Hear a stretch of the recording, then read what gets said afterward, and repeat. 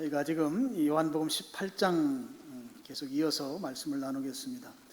예수님은 재판을 두 영역, 두 체제에서 이렇게 받으셨어요. 하나는 이제 유대인 공동체로부터 받았던 재판, 일종의 이제 종교 재판이었습니다. 그리고 또 하나는 로마 제국 식민지 상태였기 때문에 로마 제국의 재판, 일종의 정치 재판 이렇게 나눌 수 있겠습니다. 지금 오늘 이제 29절을 보면 그들이 예수를 가야바에게서 관정으로 끌고 가니 이렇게 되어 있거든요. 여기 가야바에게서라고 하는 말은 당시에 가야바가 대제사장이었습니다. 그러니까 유대인들은 그 70명으로 구성된 의회가 있었어요. 그러니까 이제 산헤드린이라고 표현합니다.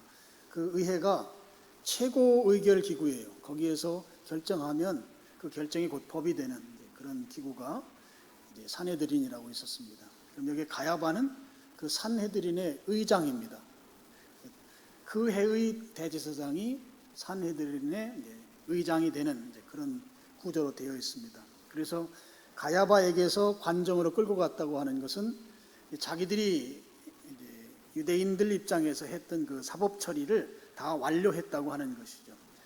우리 요한복음엔 자세하게 안 나오지만 사형 판결을 이미 내린 것입니다. 그런 다음에 로마 제국의 식민지였기 때문에 로마 총독인 빌라도에게로 그를 예수님을 데리고 가는 것이죠. 그래서 예수님을 빌라도의 총독, 관정이라고 하는 것은 빌라도가 지금 현재 머물고 있는 그 당시에 아마 헤롯 성전에 있었다 이렇게 되어 있어요. 아마 헤롯 성전에 임시로 지금 머물러 있었던 것 같습니다. 그곳으로 예수님을 끌고 갔다 하는 것이죠. 그런데 28절 하반절 보면 더럽힘을 받지 않으려고 유월절 잔치 먹고자 해서 관정에는 들어가지 않았다. 그렇게 말했을 때 29절에 빌라도가 밖으로 나가서 그들에게 무슨 일로 이 사람을 고발하느냐, 몰려온 사람들에게 이제 빌라도가 말하는 것이죠. 다시 말씀드리면 지금 이 재판은 새벽에 일어나고 있어요. 우리 성경에서 새벽이라고 한 시간대는 새벽 3시에서부터 6시까지 그 사이를 새벽이라고 말합니다. 그러니까 그 3시간 기간 중에 유대인들이 예수님을 빌라도에게 지금 데리고 온 것이죠. 그랬을 때 빌라도가 이제 밖으로 나와서 무슨 일로 이 사람 고발하냐 묻고 있습니다.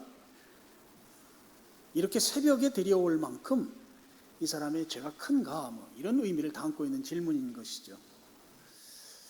여러분, 29절에 빌라도가 밖으로 나갔다고 하는 이 한 문장이요, 우리는 그냥 읽고 지나갈 법한 그런 문장입니다만 이게 굉장히 좀 의미가 있는 문장입니다. 왜냐하면 당시 유대 지경에서 최고의 권력자는 빌라도입니다. 그러니까 새벽에 그 새벽 시간에 단잠 자고 있는 시간에 찾아왔어요. 아마 밖에 있었으니까 문을 두드렸을 것입니다. 그러면 하인을 보내서 내일 날 새면 낮에 오라고 그래. 충분히 그렇게 말할 수 있죠. 아니면 요즘식으로 말하면 근무 시간이 9시부터인데 왜 새벽에 와서 사람 잠자는데 잠을 깨우는 거야.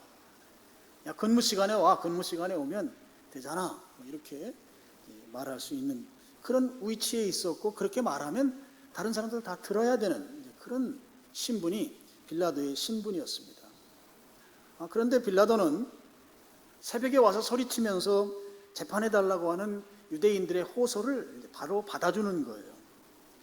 그래서 밖으로 나와서 도대체 이렇게 새벽에 나를 찾아올 만큼 그렇게 중죄를 지은 사람 데리고 왔는가? 그런 질문을 이제 빌라도가 한 것이죠. 그러면 여러분, 빌라도가 유대인들이 새벽에 와서 재판해달라고 막 문을 두드리면서 이야기를 했을 때 그때 기꺼이 밖으로 나와서 무슨 일 때문에 나를 찾아왔느냐, 이 새벽에 낮에 오면 안 될까, 이렇게 말하지 아니하고 직접 본인이 밖으로 나와서 그들에게 이제 재판 상황을 이제 묻는 장면이 이제 29절 말씀인 거죠. 그럼 여러분, 이런 이제 우리가 의문을 갖게 됩니다. 이 빌라도라는 사람이 이렇게 순순히 그 새벽 시간에 유대인들이 재판해달라고 할 때 그 시간적으로도 도무지 받아들이기 어려운 시간에 그렇게 찾아왔을 때 그 말을 들어준 것은 왜일까 하는 것이죠. 빌라도의 보고서라는 책이 있어요. 그 책을 보면 빌라도의 그 성품이 조금 단호하지 못한 성품을 가진 그런 인물인 것처럼 여겨지도록 보고서가 좀 읽혀집니다. 그러니까 빌라도의 성품적으로 단호하지 못한 성품이 좀 있는 것 같아요. 그런 것들이 영향력을 끼쳤을 수도 있고, 이제 요즘 표현으로 하면 결정장애 이런 비슷한 게 빌라도에게 좀 있었다 하는 것이죠. 그것보다는 이 새벽에 나와서 어떻게 된 일이냐, 아니 얼마나 중죄를 지었길래 새벽에 죄인을 끌고 오는가라고 할 만큼 이 빌라도가 거기에 반응한 이유는 제가 볼 때는 그의 정치적인 입지 때문이었다, 그렇게 이제 보는 것이죠. 그 부분을 조금 제가 설명을 하겠습니다. 유대인들은 3대 절기가 있어요. 6월절입니다. 지금 예수님 잡혀있는 이 시기가 6월절 시즌이에요. 그리고 50일 지나면 77절 또는 성령 강림절이라고도 하는 오순절이 있습니다. 그리고 한 10월 달쯤 가면 초막절 또는 수장절이라고 하는 이 3대 절기가 있어요. 이 절기가 되면 성경의 구약성경 율법에 나온 대로 유대인들이 예루살렘을 여행해요. 근데 예루살렘의 당시의 인구는 학자들마다 조금씩 차이가 있어요. 최하 8만 명이 살았을 것이다. 최대 한 15만 명이 살았을 것이다. 근데 그 절기가 되면 그 숫자의 3배에서 5배가 예루살렘으로 와요. 상주 인구의 3배에서 5배. 그래서 한 35만 명 정도가 그 절기 시즌이 되면 사람들이 몰려오는 거죠. 물론 숙박업소가 잘 발달되어 있던 때가 아니죠. 그러니까 여기저기에 텐트를 치고 또 먹을거리를 사다가 일주일 내지 2주일을 예루살렘에서 생활을 합니다. 그러면 이런 많은 사람들이 절기가 돼서 몰려왔단 말이죠. 그랬을 때 이 유대 땅을 통치하는 로마 제국의 입장에서는 이 많은 사람들이 모이는 유대인의 절기가 됐을 때 상당히 긴장할 수밖에 없는 것이죠. 사람들이 많이 몰려왔기 때문에 사고가 생길 수 있어요.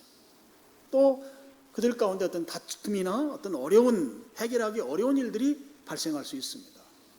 잠자는 문제, 먹는 문제, 또 언어도 달라요. 언어가 다른 문제, 이런 것들이 다 그들의 문제로 있기 때문에 조금만 잘못되면 큰 다툼이 일어날 수 있는 것이죠.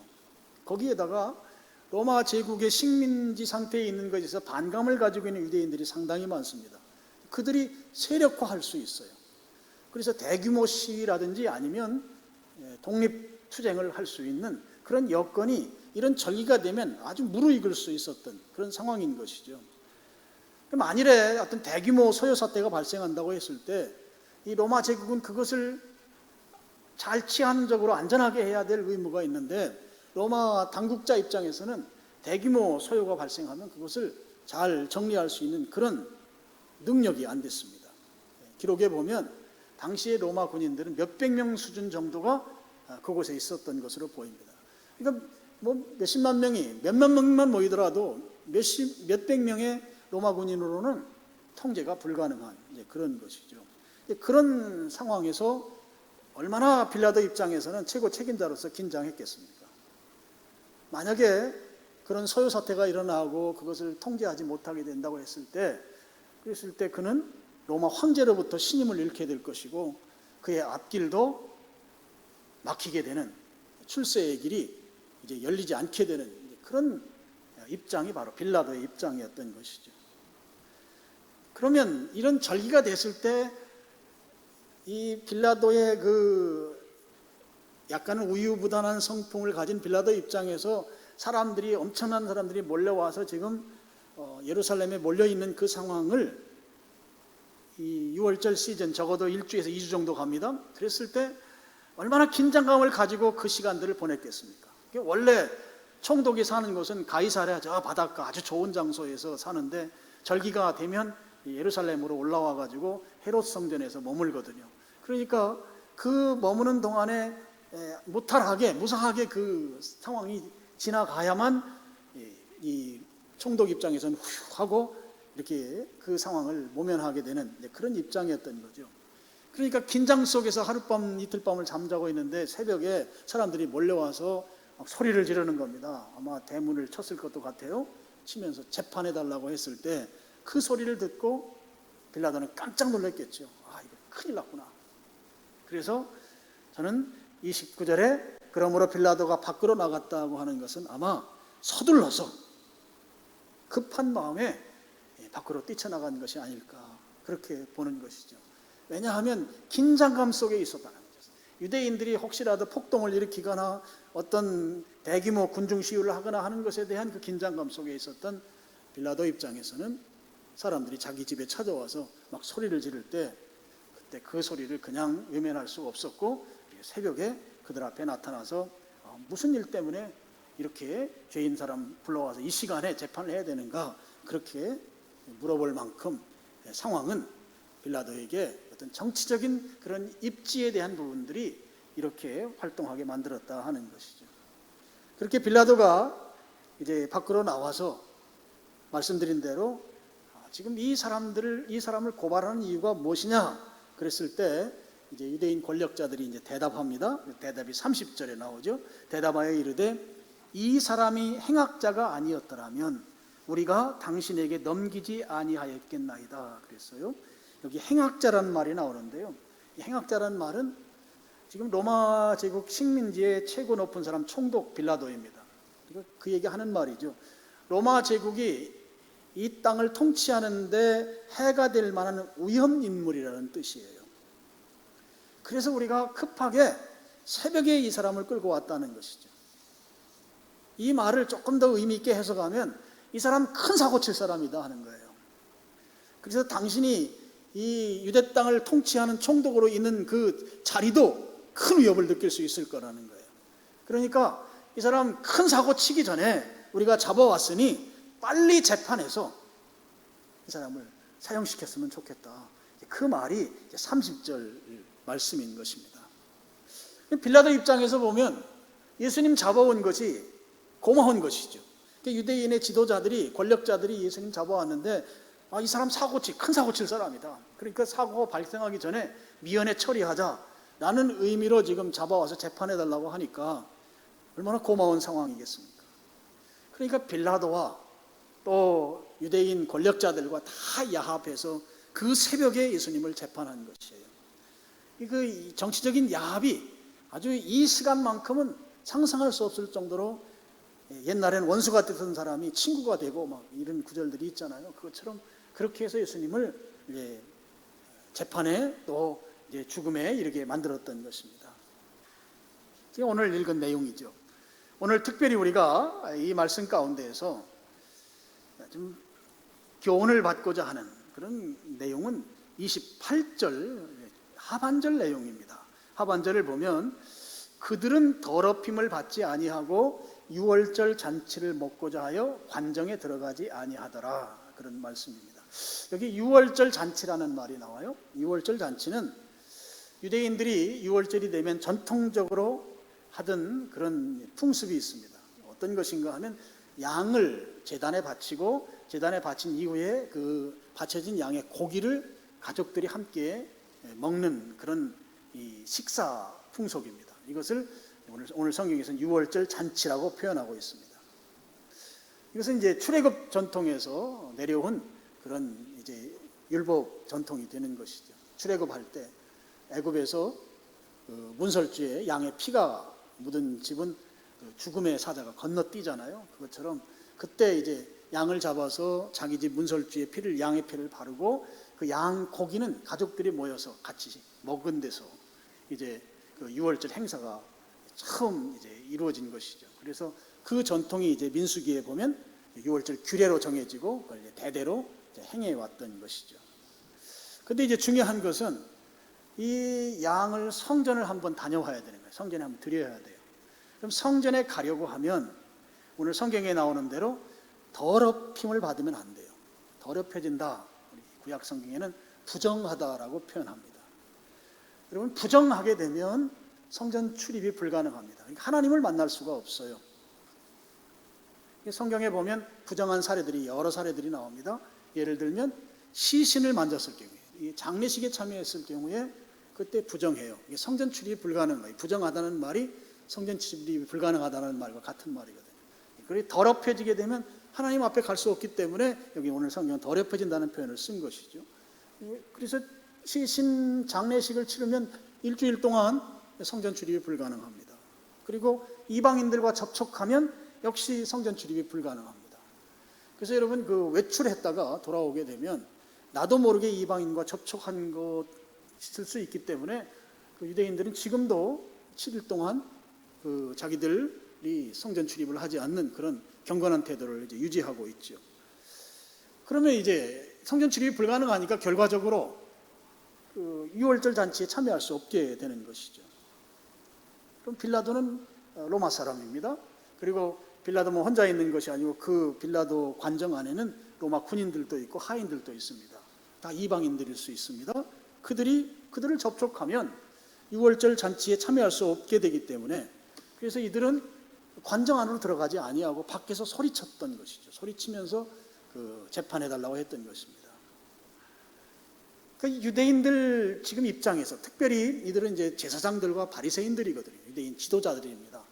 이들 입장에서 지금 유월절 규례, 유월절 잔치에 참여하는 것, 이 규례를 지킨다고 하는 명분으로 지금 이방인인 빌라도와 또 그 하인들과의 접촉을 지금 꺼려하고 있는 모습이죠. 그래서 그들과 이제 거리두기를 지금 하고 있습니다.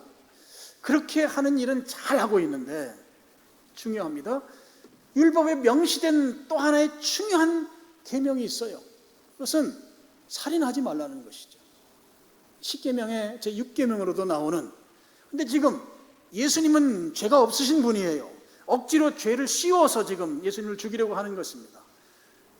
자기들은 유월절의 규례를 철저하게 지킨다고 하면서 그 유월절에 이방인들과 거리두기를 하고 있으면서 오히려 율법에 명시된 살인 금지 명령은 아무런 거리낌 없이 지금 그들이 행하고 있다고 하는 것이죠.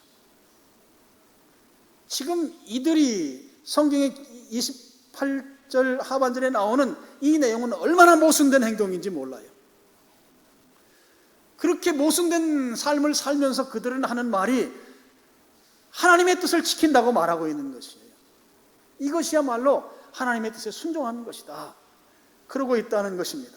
요한복음 16장 2절 말씀을 한번 보실까요? 우리 스크린 보고 같이 읽겠습니다. 사람들이 너희를 출교할 뿐 아니라 때가 이르면 물은 너희를 죽이는 자가 생각하기를 이것이 하나님을 섬기는 일이라 하리라. 이건 예수님께서 제자들에게 하신 말씀인데요.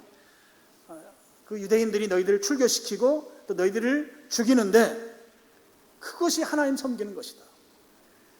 실제 하나님의 말씀을 어기면서 실제는 어겨요. 어기는데 그 어기는 것이 전혀 이들에게는 어기는 것이 아닌 거예요. 오히려 하나님 섬기는 것이라고 하면서 예수님을 죽이는 일을 그들이 하고 있다고 하는 것입니다.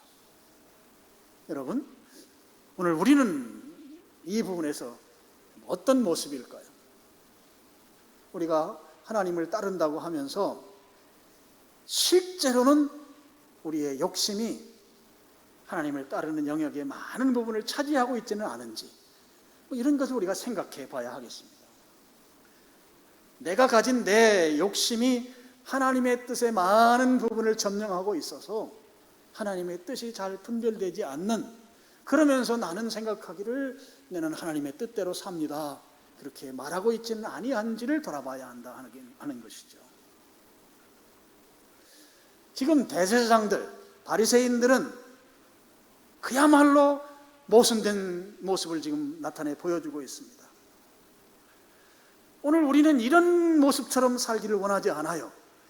우리는 진심으로 주님을 따르는 진정한 그리스도인의 삶을 살기를 원하는 것이 우리 속에 있습니다.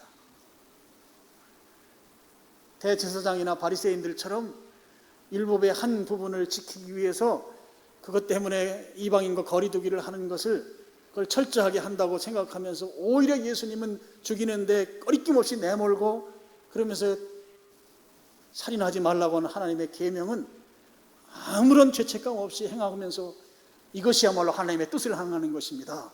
그러고 있는 이 대제사장과 바리새인들의 모습이 우리들의 삶의 영역에도 있을 수 있다고 하는 것이죠. 하나님의 뜻을 행하는데 하나님의 뜻을 100% 거절하지는 못하고 많은 영역에서 내 생각과 내 욕심이 그 자리를 차지하고 있는 그런 모습이 오늘 우리의 모습일 수 있다라고 하는 것입니다. 그럼 우리가 그런 모습으로 계속 살아가야 될 것인가? 네, 그런 게 아니죠. 정말 진실한 그리스도인으로 살아가고 싶은 소원이 우리 속에 있습니다. 여러분 그러십니까? 나 정말 주님 원하시는 삶을 살고 싶다. 주님이 정말 기뻐하는 삶을 내가 살고 싶습니다. 라고 하는 소원, 소망이 여러분 속에 있느냐고요. 오늘 우리에게 정말 원하는 주님이 기뻐하시는 삶이 오늘 우리의 삶이 되어야 될 줄로 믿습니다. 그래서 주님께서 원하시는 삶을 살아야 될 텐데 우리의 삶의 많은 부분이 오늘 바리새인과 대제사장들처럼 하나의 율례를 지키기 위해서 그보다 더 큰 계명을 범하고 있는 그런 어리석은 모습을 우리가 행하고 있지는 않아야 한지, 그리고 그렇게 행하면서도 그것이 하나님을 위한 것이라고 착각하고 있는 것은 아닌지, 이게 오늘 우리가 우리 스스로에게 물어야 할 아주 중요한 질문이다 하는 것이죠.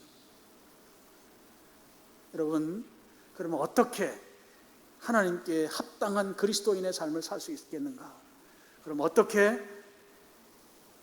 하나님이 기뻐하는 삶을 살 수 있겠는가? 그러면 우리가 어떻게 대제사장이나 바리새인들과 같은 그런 삶을 살지 아니하고 진정으로 하나님이 원하는 삶을 살 수 있겠는가?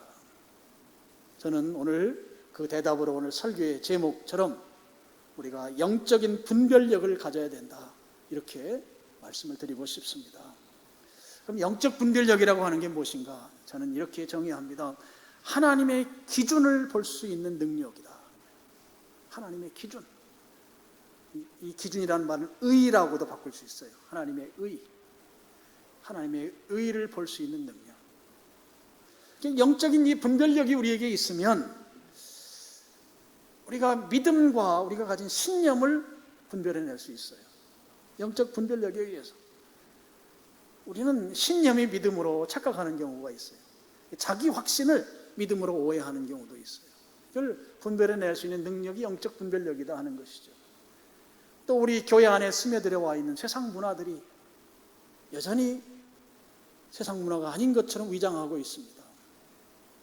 또 교회 안에 많이 스며들어 와 있는 어떤 세상의 그 정치적인 성향들이 교회 안에 있어요. 영적 분별력이 있으면 이런 것을 분별해낼 수가 있습니다.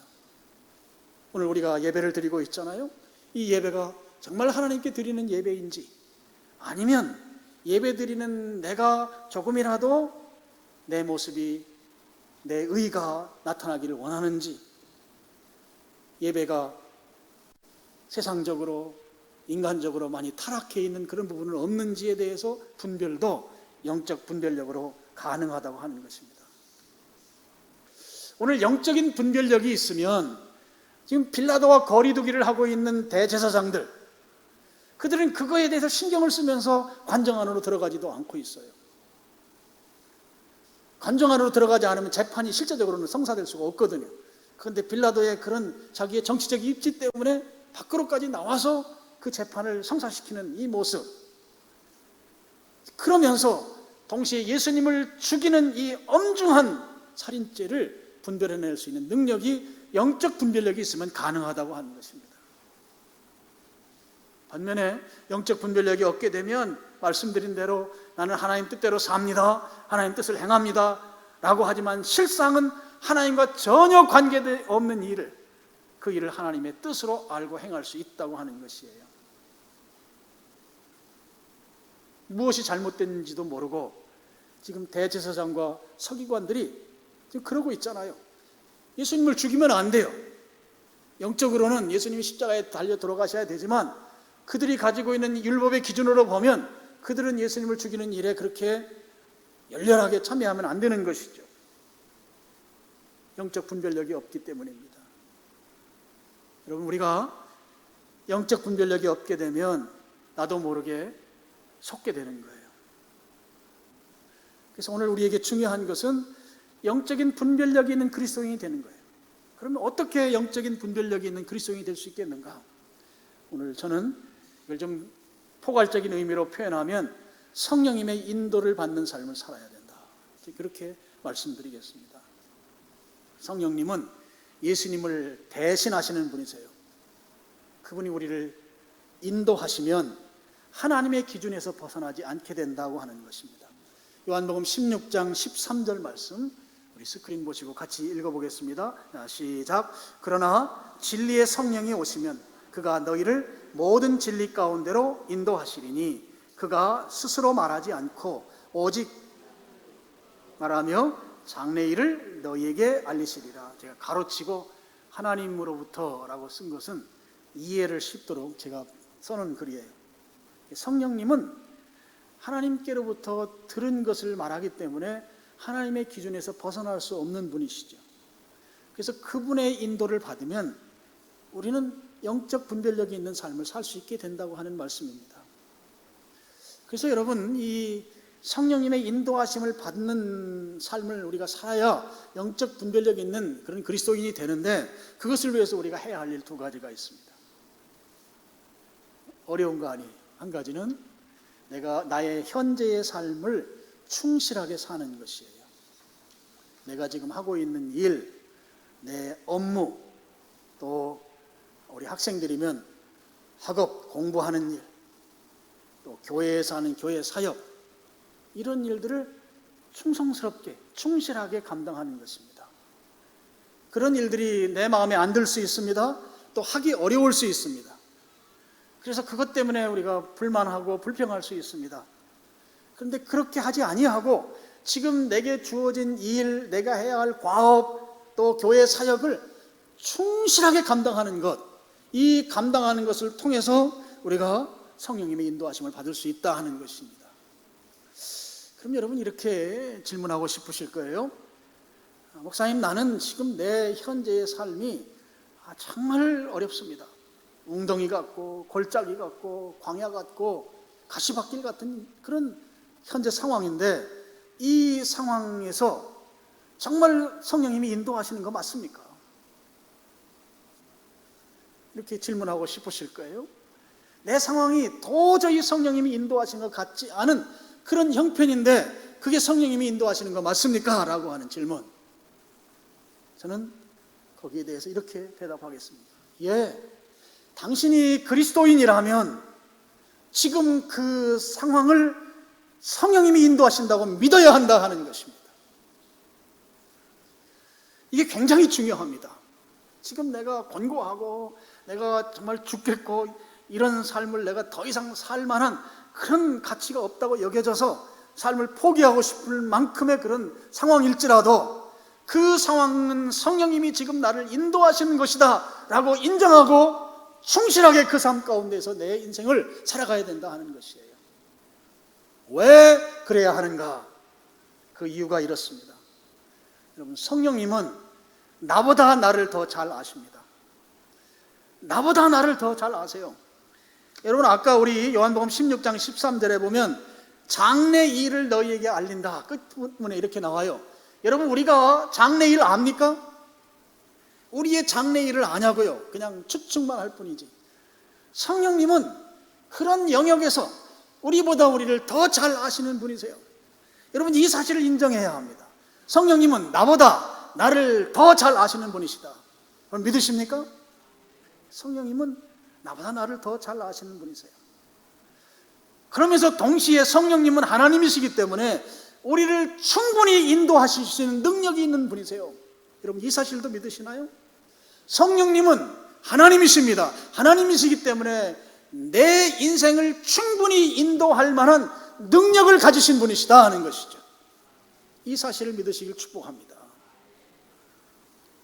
그런데 지금 우리의 현재의 삶의 자리 보면 골짜기, 웅덩이, 광야 같고 가시밭길 같고 죽을 지경이고 정말 말로 표현할 수 없는 그런 어려운 지경이라 할지라도 그 상황을 성령님의 인도하심 가운데 있다라고 우리가 인정하고 살아가자 하는 거예요. 왜 그렇게 살아가야 하는가 하면 성령님이 우리를 보고 그러실 거란 말이에요. 어떻게 해요?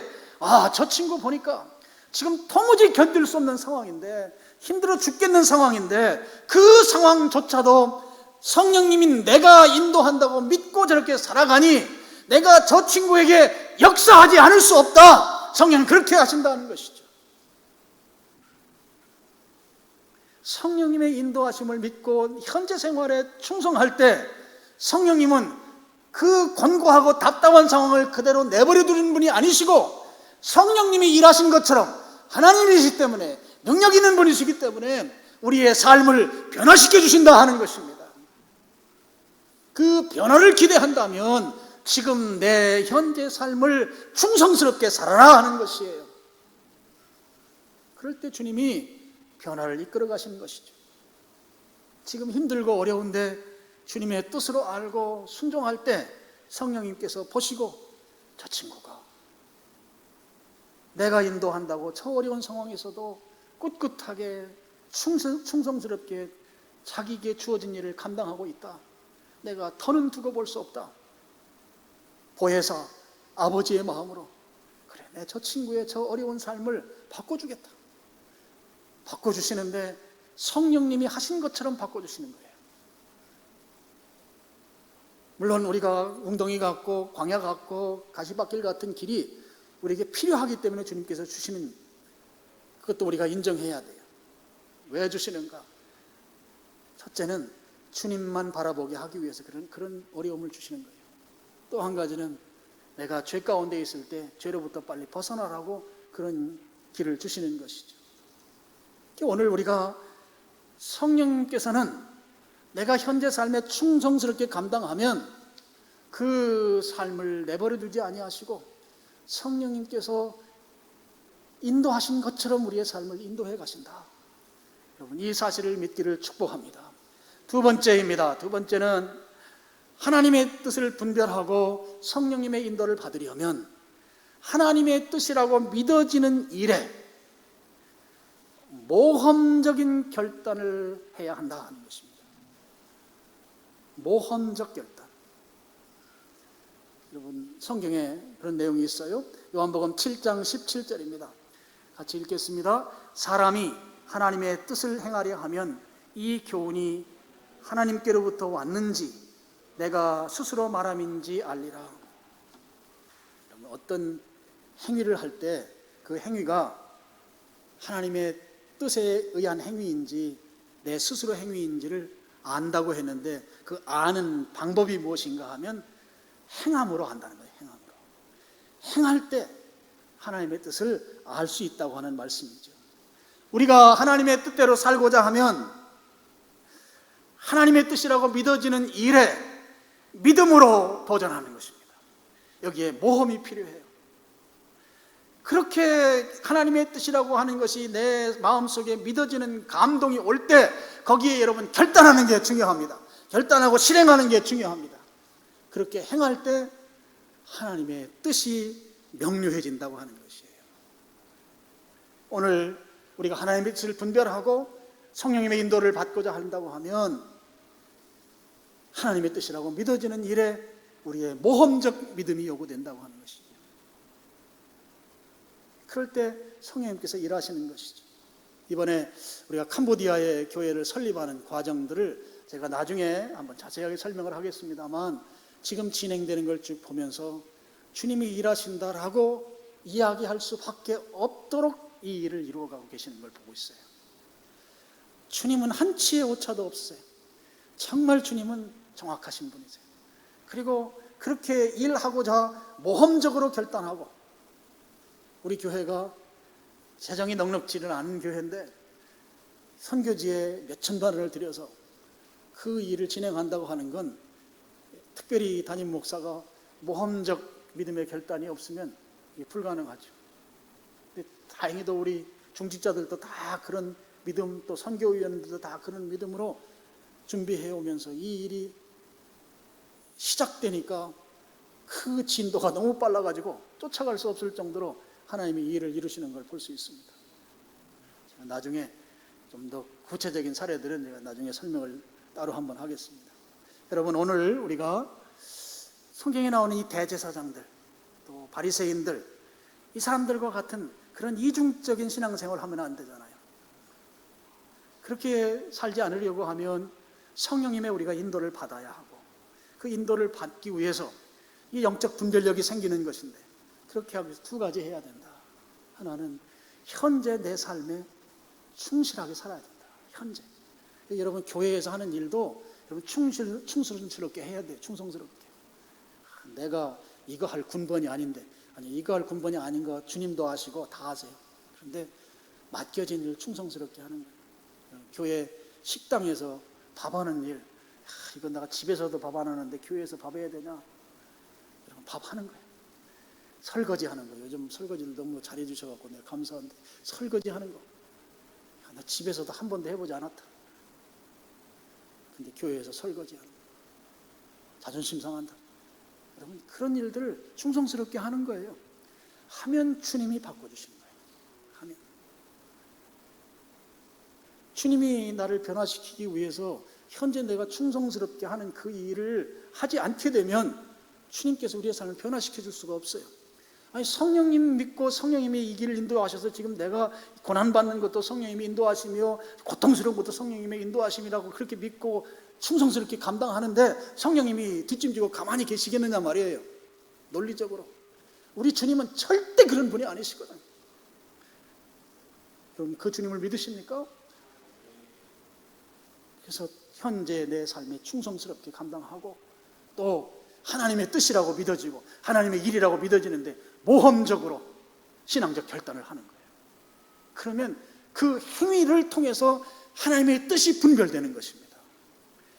여러분, 하나님의 뜻에 우리가 모험하고 도전하면 하나님의 뜻이 명료해지는 거예요. 명료해져요.